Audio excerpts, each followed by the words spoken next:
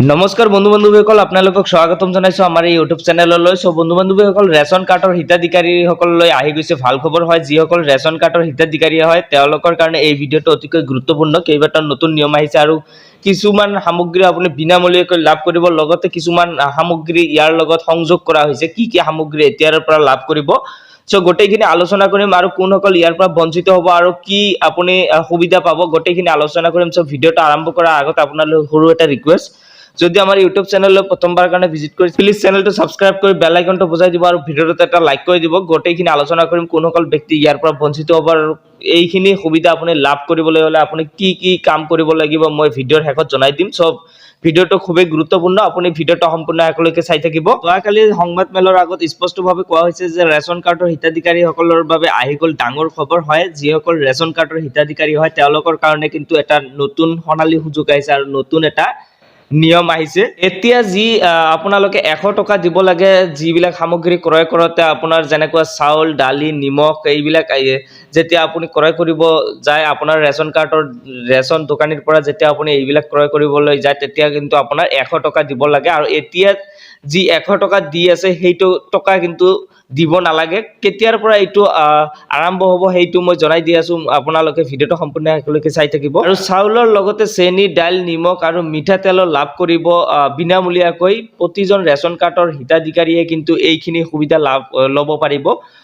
যিসকল ৰেচন কাৰ্ডৰ হিতাধিকাৰীয়ে এতিয়া যি 100 টকা দি যিবিলাক সামগ্ৰী ক্ৰয় কৰি আছে সেইবিলাক কিন্তু আপুনি সেই 100 টকাও দিব নালাগে, আপুনি সম্পূৰ্ণ বিনামূলীয়া কিন্তু লাভ কৰিব। চাউল লগতে চেনি, দাইল, নিমখ আৰু মিঠাতেল 1 কিলোকৈ মিঠাতেল প্ৰতিজন ৰেচনকাৰী লাভ কৰিব। প্ৰতিটো পৰিয়ালক 1 লিটাৰ মিঠাতেল, 1 কেজি চেনি, দাইল, চাউল আৰু নিমখ বিনামূলীয়াকৈ দিব চৰকাৰে। এইটো নতুনকৈ নিয়ম যোৱাকালি কিন্তু সংবাদ মেলৰ জৰিয়তে স্পষ্টকৰণ কৰা হৈছে।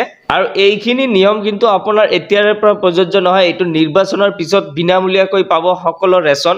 বৰ্তমান সময়ত কিন্তু আপুনি এই 100 টকা দিয়ে এইখিনি সামগ্ৰী ক্ৰয় কৰিব লাগিব। আৰু বৰ্তমান সময়ত কিন্তু ৰেচন দোকানত আপুনি মিঠাতেলটো নাপাব।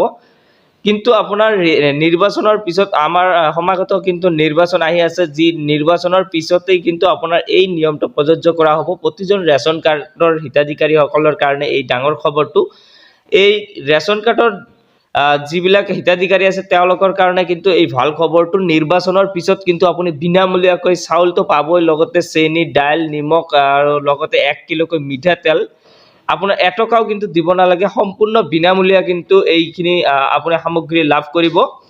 আৰু এইখিনি সামগ্ৰী লাভ কৰাৰ ক্ষেত্ৰত কিছুমানে লাভ কৰিব আৰু কিছুমানে কিন্তু ইয়াৰ পৰা বঞ্চিত হ'ব। কোনসকল ব্যক্তি বঞ্চিত হ'ব? যিসকলে এতিয়ালৈকে তেওঁলোকৰ আধাৰ কাৰ্ডখন EKYC কৰা নাই, ৰেচন কাৰ্ডৰ লগত EKYC কৰা নাই, তেওঁলোকৰ কিন্তু ইয়াৰ পৰা বঞ্চিত হ'ব। সো আপোনাৰ যদি ৰেচন কাৰ্ডৰ লগত আধাৰ কাৰ্ডখন লিংক নাই তেনেহ'লে কিন্তু আপুনি আপোনাৰ সুলভ মূল্যৰ দোকানত গৈ এতিয়াই আপুনি সেইটো লিংক কৰি লওক, সেইটো আপুনি EKYCটো সম্পূৰ্ণ কৰি লওক, অন্যথা কিন্তু আপুনি এই আঁচনিৰ পৰা বঞ্চিত হ'ব। সো এইখিনি আছিল আজিৰ মূল বিষয়বস্তু। যদি ভিডিঅ'টো ভাল লাগিছে আপোনাৰ বন্ধুবৰ্গলৈ শ্বেয়াৰ কৰি দিব আৰু যদি চেনেললৈ নতুনবাৰ কাৰণে আহিছে প্লিজ চেনেলটো ছাবস্ক্ৰাইব কৰি বেল আইকনটো বজাই দিব।